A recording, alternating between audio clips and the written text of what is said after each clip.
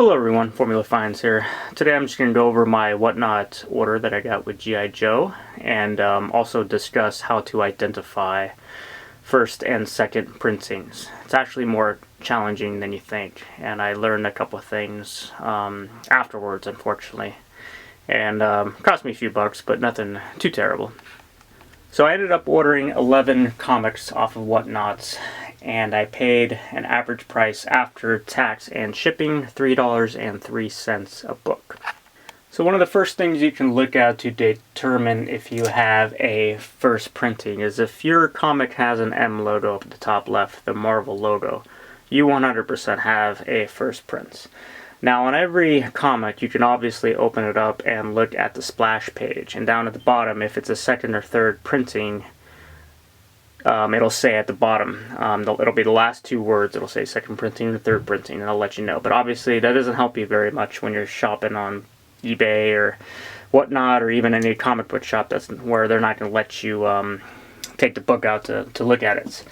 Now this is a first printing, which is nice because on my comic shop it goes for about $20 for a 6.0. So this was a cool pickup, and I wasn't sure that this was a first printing, but it ended up being one, so that was cool.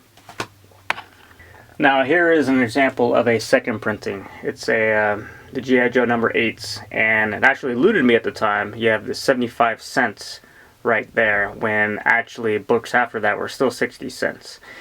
And to actually open it up and take a look at it to confirm it's a second printing, which you obviously can't do, is down at the bottom of the splash page. In the bold there, it says second printing. That's obviously your for sure method, but again, you can't always do that when you're looking at just the cover of the book.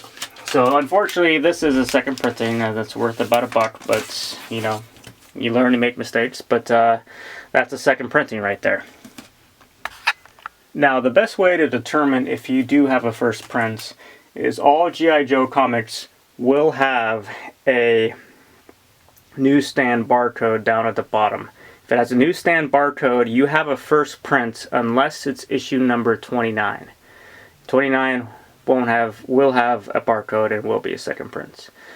But that's going to be your best method to look at. So here we got issue number 19, and it is a first print. It's a 60 center barcode, and I'm definitely happy to have it there. Another for sure thing to determine if it is first prints is to look at the direct edition. If you have a Spider-Man that's white, just like that, you're guaranteed to have a first print. If you have a black colored Spider-Man, you could possibly have a first print, but you more likely have a second print. So this is one of those for sure things, just like the Marvel M up at the top.